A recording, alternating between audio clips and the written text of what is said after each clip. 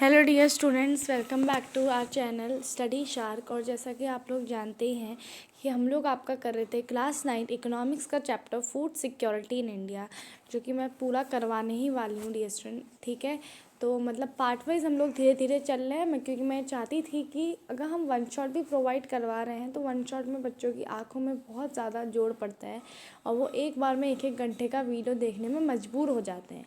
इसलिए मैंने सोचा कि आप रेगुलरली हर सब्जेक्ट को थोड़ा थोड़ा टाइम दें, और जब आप जो सब्जेक्ट पढ़ रहे हो उस सब्जेक्ट का वीडियो आप हमारे चैनल से निकाल सकते हैं, जो कि 25 मिनट से ज़्यादा नहीं होता है ना। और उसको देख के आप अच्छी तरह से सारी चीज़ें समझ सकते हैं। तो इस तरह डियर स्टूडेंट आप लोग के मतलब हम लोग चाहते हैं कि अगर हम डेवलपमेंट करवा ही रहे हैं तो अच्छी तरह से करवाएं, है ना। आपकी आंखों में भी जोर नहीं पड़ना चाहिए। तो इसी वजह से डियर स्टूडेंट हम लोग अब पार्ट वाइज वीडियो प्रोवाइड करवा रहे हैं, जहाँ पे हम लोग आपको 25-25 मिनट्स के वीडियो रेगुलरली देंगे और उन वीडियोस को देख के आप लोग जो है अच्छी तरह से टॉपिक्स को समझ सकते हो। ठीक है, तो चलिए डियर स्टूडेंट अब हम आते हैं आज की टॉपिक में। जो है आज हम लोग पढ़ने वाले हैं current status of public distribution system. ठीक है, तो इससे पहले कि मैं ये पढ़ूँ, क्योंकि मेरी हमेशा से एक आदत है कि मैं जब तक जितना जितना पढ़ाते जाती हूँ वो सबको रिवाइज़ करते हुए चलती हूँ। तो फिर से चलते हैं सारी चीज़ें रिवाइज़ करने। तो डियर स्टूडेंट इस चैप्टर की शुरुआत हुई थी सबसे पहले फूड सिक्योरिटी के डायमेंशंस जान के। फूड सिक्योरिटी के डियर स्टूडेंट 3 डायमेंशंस होते हैं। एक है अवेलेबिलिटी ऑफ फूड, क्या फूड का प्रोडक्शन हो रहा है, क्या फूड अवेलेबल है। अगर डिशनल फूड जो है अवेलेबल होगा, फूड का प्रोडक्शन रेगुलरली होगा, तभी तो जो इंसान फूड ले रहा है वो ले पाएगा, है ना। सेकंड इसका डायमेंशन जो हमने पढ़ा था वो था एक्सेसिबिलिटी ऑफ फूड, यानी कि जो फूड का प्रोडक्शन हो रहा है क्या वो फूड सबको एक्सेसिबल भी है, क्या वो फूड सब तक पहुंच रहा है इरिस्पेक्टिव ऑफ जेंडर और सोशल नॉर्म्स एक्सेट्रा। अगर वो फूड सब तक पहुंच रहा है दैट मीन्स दैट वो फूड जो है एक्सेसिबल है। Last but not the least is affordability. Affordability का मतलब होता है डियर स्टूडेंट्स, जो फूड प्रोडक्शन भी हो रहा है, जिस फूड का जो फूड अवेलेबल भी है, जो फूड एक्सेसिबल भी है, सब तक पहुंच भी रहा है, पर क्या वो फूड अफोर्डेबल है, क्या वो फूड जो है पुअरेस्ट सेक्शन सोसाइटी का जो है वो भी खरीद पा रहा है, क्या वो फूड के लिए हमारे पास इनफ पैसे हैं कि हम उसे खरीद पाएँ। इसी तरह डियर अब हमने नेक्स्ट टॉपिक पढ़ा था वाई फूड सिक्योरिटी, जिसमें मैंने आपको बताया था कि फूड सिक्योरिटी हमें क्यों चाहिए। फूड सिक्योरिटी डियर में इसलिए चाहिए क्योंकि पुअरेस्ट सेक्शन जो सोसाइटी का होता है वो तो फूड इनसिक्योर हमेशा ही रहता है। नहीं, कभी कभार डियर ऐसी सिचुएशन आ जाती है, जैसे कभी कभार नेचुरल कैलामिटी आ गया या डिज़ास्टर आ गया, तो ऐसे सिचुएशन में क्या होता है, जो मतलब पॉवर्टी लाइन के एवब भी होते हैं उनको भी फूड इनसिक्योरिटी का कहीं ना कहीं सामना करना पड़ता है। क्योंकि फूड जो है इवेंचुअली जो है जब डिज़ास्टर वगैरह, जब फ्लड वगैरह जब आती है, जिसमें आपने ध्यान दिया होगा, तो फसल ख़राब हो जाती है, जिसकी वजह से फसल ख़राब होती है, प्रोडक्शन जो है क्रॉप का कम होता है, प्रोडक्शन कम होता है पर डिमांड हाई है, तो इसकी वजह से प्राइजेस जो हैं हाई चले जाते हैं। और जब प्राइजेस डियर हाई चले जाते हैं तो कई बार जो एवब पॉवर्टी के लाइन वाले लोग भी हैं वो भी जो है डियर इसको अफोर्ड नहीं कर पाते हैं। अफोर्ड नहीं करने की वजह से उनको हंगर, स्टार्वेशन का सामना करना पड़ता है, और स्टार्वेशन कभी कभार फेमाइन में भी टर्न ले लेता है, यानी कि स्टार्वेशन की वजह से मौत भी जो है डियर बहुत लोगों की हो जाती है। अगर डियर में नेक्स्ट चीज़ की बात करूं तो नेक्स्ट चीज़ हमने पढ़ी थी पेंडेमिक्स की वजह से। पेंडेमिक्स डियर जैसे कोविड-19 हमारे पास इसका बेस्ट एग्जांपल है। कोविड-19 के समय में डियर बहुत कम लोग जो है बाहर अंदर जाके घुल मिल सकते थे, बाहर जाते भी नहीं थे खासकर लोग। तो ऐसे समय में डियर जो क्रॉप का प्रोडक्शन था, क्रॉप को उगाना वगैरह वाले काम जो थे बहुत ज़्यादा कम हो गए थे। क्योंकि ये काम बहुत ज़्यादा कम हो गए थे, इसकी वजह से जो है डियर लोगों को हाई प्राइसेस का सामना करना पड़ा और इवेंचुअली उनको स्टार्वेशन और फूड इनसिक्योरिटी का जो है सामना करना पड़ा। ठीक है, इसके बाद डियर हमने नेक्स्ट चीज़ पढ़ी थी कि अब यहाँ तक हम फूड इनसिक्योरिटी की बात कर रहे हैं, पर ये फूड इनसिक्योर लोग हैं कौन। तो फूड इनसिक्योर लोगों में मैंने आपको बताया था कि जैसे बहुत सारे जो एग्रीकल्चरल लेबर्स होते हैं या जो डेली वेज वर्कर्स होते हैं, पिटी वर्कर्स होते हैं, और ये सारे जो लोग होते हैं ये कहीं ना कहीं डियर फूड इनसिक्योर होते हैं, क्योंकि इनकी जो इनकम होती है वो फ्लक्चुएट करती है। किस सीज़न तक इनके पास काम होता है, कोई कोई सीज़न इनके पास काम ही नहीं होता है ना। इसी तरह डी स्टूडेंट मैंने आपको बताया था कि जो बहुत सारी प्रेग्नेंट वुमेंस हैं, नर्सिंग मदर्स हैं, ये भी जो है कहीं ना कहीं फूड इनसिक्योरिटी का सामना करती हैं। तो ये सारी चीज़ें डी स्टूडेंट हमने पढ़े थे। फिर हमने डिफरेंस भी पढ़ी थी कि भाई किसी स्टेट्स में तो फूड इनसिक्योरिटी बहुत ज़्यादा मात्रा में होती है, कोई कोई स्टेट्स में फूड इनसिक्योरिटी कम मात्रा में होती है। उसके बाद फिर डी स्टूडेंट हमने जो है 2 स्टोरीज़ के जरिए समझा था। पहली थी स्टोरी ऑफ रामू और दूसरा था story of Ahmad. Story of Ramu में आपको रूलर के बारे में दिखाया गया है कि रूलर में किस तरह डी स्टूडेंट जो है कहीं ना कहीं आपका जो है ये फूड इनसिक्योरिटी लोगों को फेस करनी पड़ी है। रामू के परिवार में डी स्टूडेंट 8 लोग थे, जिसमें से रामू जो है एग्रीकल्चरल लेबरर था और उसका जो बेटा था सोमू वो जो है पाली के तौर पे काम करता था। अगर मैं पाली के बारे में आप लोगों को बताऊं तो पाली वो इंसान होता है जो कैटल्स वगैरह को देखता है। तो उसमें जो है सरपंच उसको 1000 रुपये जो है दिया करते थे। इसी तरह जो उनकी वाइफ थी सुनहरी जो है कहीं ना कहीं जिसने एज ए हेल्पर काम करती थी और जो है उसके बदले में उसको आधा लीटर दूध मिलता था और कुछ कुक्ड वेजिटेबल्स मिलती थी। डियर स्टूडेंट्स, तो इन सब चीज़ों से उनका जो है खर्चा 8 लोगों की फैमिली, क्योंकि जो सोमू था उसके 3 भाई और थे और 2 बहनें भी थी, तो पूरे 8 लोगों का परिवार था वो। और उसको चलाने में बहुत दिक्कतें आ जाती थी क्योंकि कुछ महीने जो रामू था वो अनएम्प्लॉय रहता था। सीजनल हंगर का उनको सामना करना पड़ता था। 4 महीने वो रामू जो है अनएम्प्लॉय रहता था क्योंकि सोइंग और हार्वेस्टिंग के बीच में जो है डिफरेंस होता था।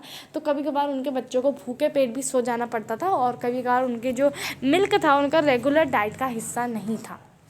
डी स्टूडेंट्स, अगर मैं नेक्स्ट चीज़ की बात करूँ स्टोरी ऑफ अहमद की, तो स्टोरी ऑफ अहमद में हमने पढ़ा था एक ऐसे इंसान के बारे में जो कि हमें दिखा रहा था कि किस तरह अर्बन एरिया में लोग जो है फूड इनसिक्योर रह रहे थे। तो जो अहमद था डी स्टूडेंट वो था रिक्शा पुलर बेंगलोर में। अब बेंगलोर में रिक्शा पुलर था, 8 लोगों की फैमिली थी।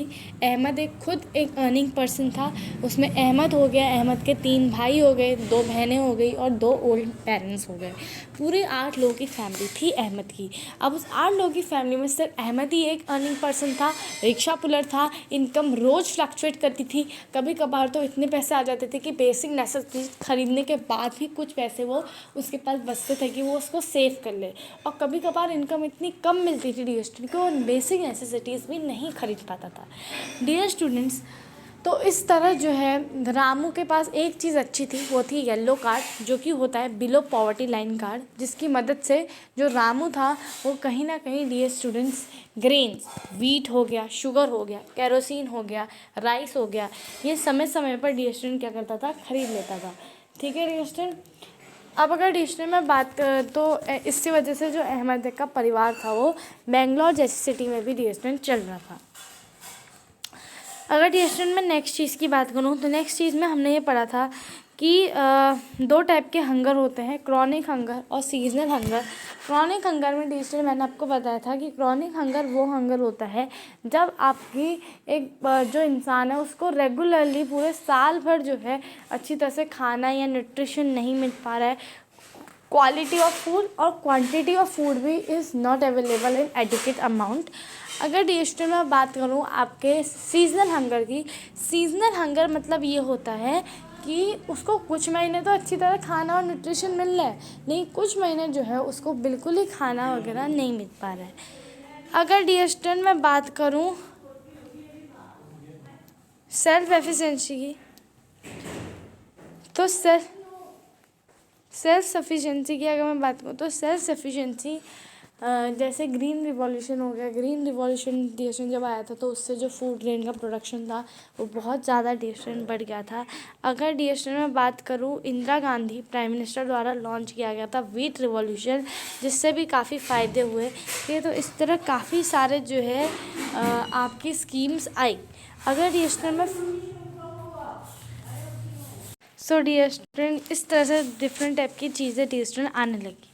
अगर डिस्ट्रिक्ट में फूड सिक्योरिटी इन इंडिया की बात करूँ तो फूड सिक्योरिटी इन इंडिया में हमने क्या पढ़ा था कि since advent of food security in India में मैंने आपको बताया था कि इंडिया में डिफरेंट डिफरेंट 2 डायमेंशंस की मदद से जो है डिस्ट्रीब्यूशन लॉन्च किया जाता है। पहला है बफर स्टॉक और दूसरा है public distribution system. Buffer stock में मैंने आपको बताया था कि गवर्नमेंट जो है फूड ग्रेन्स का पूरा स्टॉक रख लेती है अपने पास, और जो फार्मर्स होते हैं उनको मिनिमम सपोर्ट प्राइस देती है, यानी कि हम लोग आपको इतने पैसे देंगे और इतने पैसे में आप हमें इतना क्विंटल जो है ग्रेन दो। और फिर वो ग्रेन लेने के बाद जो गवर्नमेंट होती है वो इनको राशन शॉप्स में बेचती है, जहाँ पे जो पुअर होते हैं उनको फेयर प्राइस यानी कि इशू प्राइस में जो है ये सारे ग्रेन्स जो है मिलते हैं। ठीक है, अब अगर मैं पब्लिक डिस्ट्रीब्यूशन सिस्टम की बात करूँ तो ये जो है फूड जो है कौन देता है, फूड कॉर्पोरेशन ऑफ इंडिया की तरफ से फूड जो है लिया जाता है। और जब फूड कॉर्पोरेशन ऑफ इंडिया की तरफ से फूड जो है लिया जाता है तो डिस्ट्रीब्यूशन हमें पता है कि क्या कहते हैं, जो फूड आपका फूड कॉर्पोरेशन ऑफ इंडिया की वजह से लिया जाता है, इसको जो है बाद में कहाँ पर भेजा जाता है, राशन शॉप्स वगैरह में भेजा जाता है, जहाँ पे इनको फेयर इशू प्राइसेस में बेचा जाता है पुअरेस्ट सेक्शन ऑफ सोसाइटी को। ठीक है, वो डिफरेंट कार्ड्स दिखा के ले सकते हैं। अब डिफरेंट नेक्स्ट चीज़ जो हमने इसमें पढ़ी थी वो हमने पढ़ी थी कि डिफरेंट टाइप्स के card, BPL card, APL card और अंत्योदय कार्ड। ठीक है, पुअरेस्ट ऑफ द पुअर के लिए। ठीक है, उसके बाद फिर डिस्ट्रीब्यूशन हमने जो है पढ़ा था कि सेवरल स्कीम्स भी जो है राशनिंग जब सिस्टम इंट्रोड्यूस हुआ था इंडिया में उसमें लॉन्च करी थी, जैसे डिस्ट्रीब्यूशन आपकी हो गई PDS सिस्टम हो गया, public distribution, integrated child development system हो गया डिस्ट्रीब्यूशन। ठीक है, बहुत सारे पुअर के एम्प्लॉयमेंट जनरेशन प्रोग्राम्स हो गए, मिड डे मील्स हो गए, ये सारी चीज़ें। ठीक है, उसके बाद फिर डिस्ट्रीब्यूशन हमने नेशनल फूड सिक्योरिटी के बारे में एक्ट के बारे में बात की थी। इस एक्ट ने जो है डिस्ट्रीब्यूशन फूड और न्यूट्रिशन सिक्योरिटी लाइफ जो है सबको प्रोवाइड करने के लिए लिया था। ठीक है, आज का जो टॉपिक है वो है current semesters of public distribution system. तो अब हम इसमें आते हैं। ठीक है, 10 मिनट तो मेरे को आपको पूरा रिवाइज करवाने लग गए। तो public distribution system PDS is most important step taken by government of India इनकी GOI। ठीक है, तो सबसे इंपॉर्टेंट स्टेप है लिया है ताकि फूड सिक्योरिटी हम लोग जो है अचीव कर सकें। तो बिगिनिंग में जो कवरेज था PDC का वो जहाँ यूनिवर्सल, जहाँ पे कोई भी डिस्क्रिमिनेशन नहीं होता था पुअर और नॉन पुअर के बीच में, पर अब कुछ ईयर्स के बीच में जो PDS है उसने रिवाइज कर दिया है और अपना जो प्रोसेस है उसको और भी ज़्यादा एफिशिएंट और टारगेटेड जो है बना दिया है। तो 1992 में जो रिवाम्प्ड पब्लिक डिस्ट्रीब्यूशन सिस्टम है RPDS ये लाया गया था। ठीक है, जिसमें 1700 ब्लॉक जो है कंट्री के इंट्रोड्यूस किए गए थे और टारगेट था कि भाई जो बेनिफिट है PDS के यानी पब्लिक डिस्ट्रीब्यूशन सिस्टम के वो रिमोट और बैकवर्ड एरियाज़ में भी पहुँचे। उसके बाद फिर डिस्ट्रीब्यूशन आपका जून 1997 में एक रिन्यूड अटैम्प्ट लिया गया और लाया गया टारगेटेड पब्लिक डिस्ट्रीब्यूशन सिस्टम, जिसमें जो एवर पॉवर्टी लाइन के लोग थे उनको जो है इतना ज़्यादा ध्यान नहीं दिया जाता था। इसमें जो पुअर इन ऑल एरियाज़ उनको जो है कहीं ना कहीं टारगेट किया जाता था कि इन तक जो है कहीं ना कहीं ये जो चीज़ है पब्लिक डिस्ट्रीब्यूशन सिस्टम ये पहुँचे। ठीक है, तो it was first time that the differential price policy was adopted, ताकि जो नॉन पुअर है उनको जो है थोड़े से बड़े वाले प्राइस में मिलेंगे ग्रेन और जो पुअर है उनको जो है कहीं ना कहीं उस कम प्राइस में मिलेंगे। तो ये डिफरेंस तब इंट्रोड्यूस किया गया था। ठीक है, सो फर्दर 2000 में 2 स्पेशल स्कीम जो लॉन्च की गई थी, अंत्योदय अन्न योजना यानी कि AAY और अन्नपूर्णा स्कीम जो कि APS है, ये जो है कहीं ना कहीं इंट्रोड्यूस की गई थी ताकि पुअरेस्ट ऑफ पुअर को भी जो है दिया जाए। ठीक है, so the indigent senior citizen respectively. ठीक है, so these 2 schemes was linked with existing system of PDS. Some important feature of PDS are, तो देखो PDS has proved to be most effective instrument of government policy over the years in establishing prices and making food available to consumers at affordable price. तो सबसे ज़्यादा effective instrument रहा है government का, क्योंकि इसने जो है कहीं ना कहीं लोगों को फूड प्रोवाइड करवाया है बहुत ही अफोर्डेबल रेट में।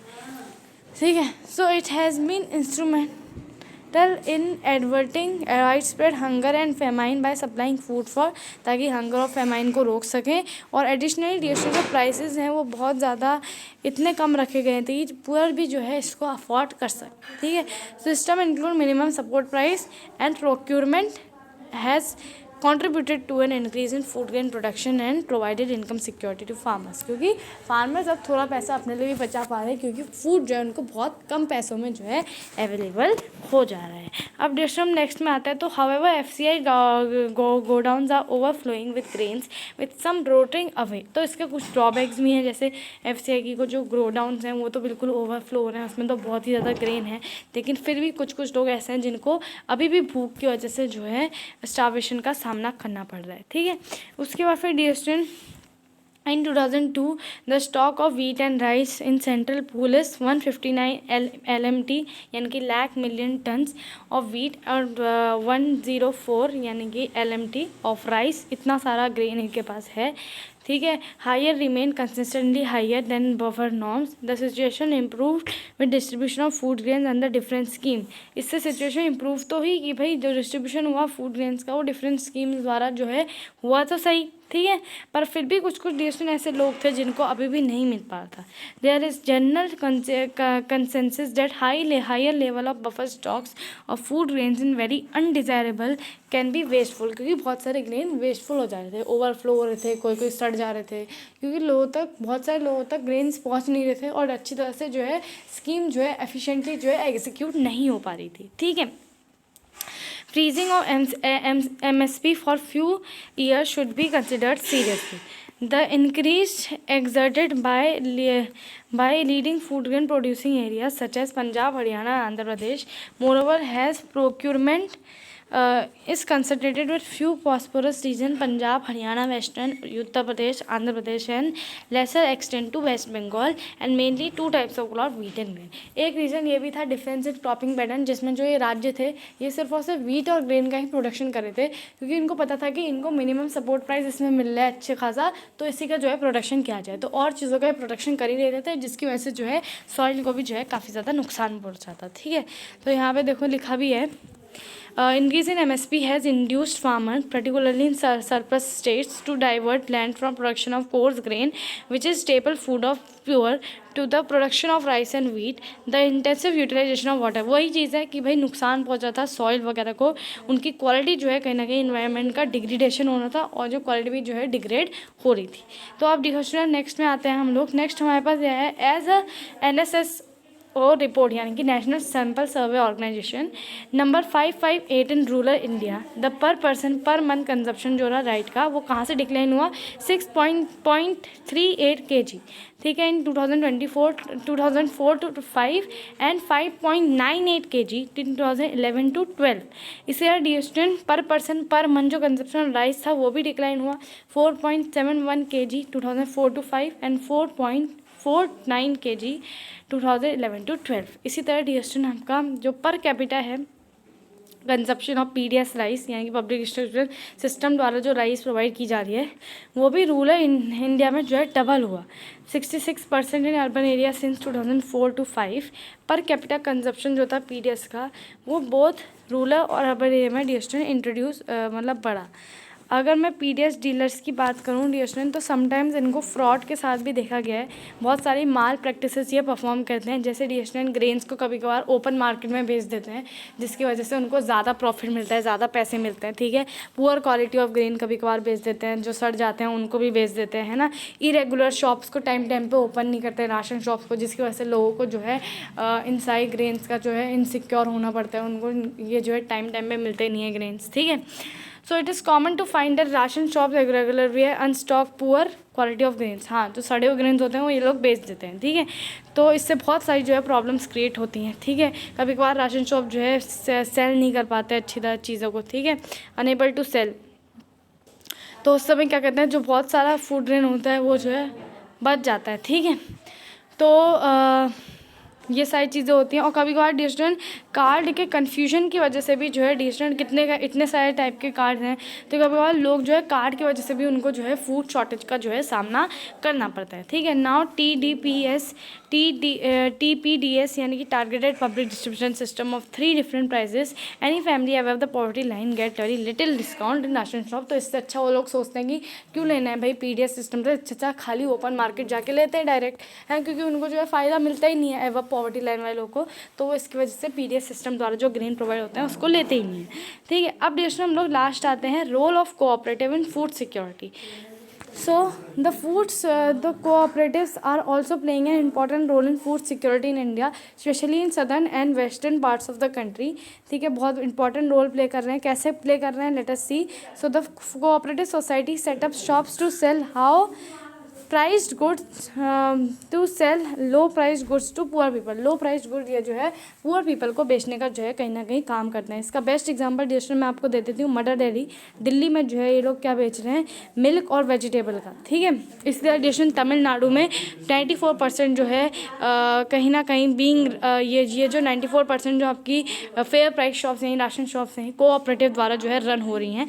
ठीक है, दिल्ली में मदर डेयरी का मैंने आपको एग्जाम्पल दे ही दिया है। और इसी तरह डिस्ट्रिक्ट अमूल जो गुजरात में है, यहाँ भी जो है मिल्क प्रोडक्ट्स का बहुत ज़्यादा सेल किया जा रहा है। ठीक है, लो प्राइसेस में। ठीक है, तो इससे वाइट रिवॉल्यूशन है, वाइट यानी कि मिल्क से संबंधित, तो मिल्क रिवॉल्यूशन कहीं ना कहीं आया है। ठीक है, तो बहुत सारे और भी एग्जाम्पल हैं जो कोऑपरेटिव्स के, आप जो है मेरे को दे सकते हैं कमेंट बॉक्स में। ठीक है, इसी तरह डिस्ट्रिक्ट अगर महाराष्ट्र की बात करूँ तो महाराष्ट्र में डिस्ट्रिक्ट जो एकेडमी ऑफ डेवलपमेंट साइंस है, ADS, उसने भी बहुत बड़ा जो है रोल प्ले करा है। इन्होंने जो है बहुत सारे नेटवर्क ऑफ NGOs जो है सेटअप करे हैं, ताकि जो ग्रेन बैंक्स है डिफरेंट रीजन में, वो जो है कहीं ना कहीं इन्होंने ग्रेन बैंक भी जो है सेटअप करे हैं, ताकि जो ग्रेन्स हैं वो वेस्ट ना हो, वो रोट ना हो, वो सड़े ना, इस वजह से वो सही रहते हैं। और जो NGO द्वारा ये जुड़े हैं ताकि हर एक इंसान तक जो है फूड पहुँचे। ठीक है, तो ADS organise training and capacity building programmes for food security for NGO। Grain banks are now slowly taking shape in different parts of Maharashtra. Grain bank से तो इनको बहुत ही ज़्यादा डिस्टेंट फ़ायदा हुआ है, तो ये बहुत ही ज़्यादा इंपॉर्टेंट रोल प्ले कर रहे हैं, क्योंकि NGO के साथ जुड़े हैं तो ग्रेन जो है पुअरेस्ट सेक्शन ऑफ सोसाइटी तक भी जो है आराम से जो है पहुंच पा रहा है।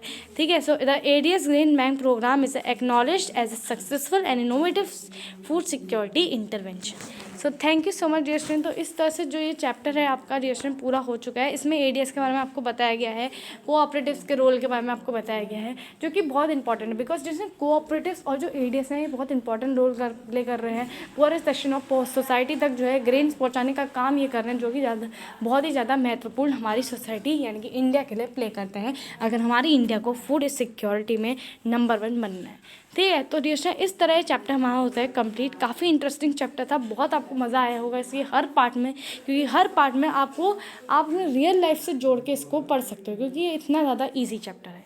बस डियर स्टूडेंट इस चीज़ के साथ मैं आज के लिए आपसे विदा लेती हूँ, और ये चैप्टर आई होप आप लोगों को समझ में आया होगा। सारे पार्ट्स देखिए और एक साथ जो है आप लोग देखिए, तो आपको जो है बहुत ही ज़्यादा जो है मज़ा आएगा। Thank you so much dear student for watching, and if you like our video subscribe our channel for more updates.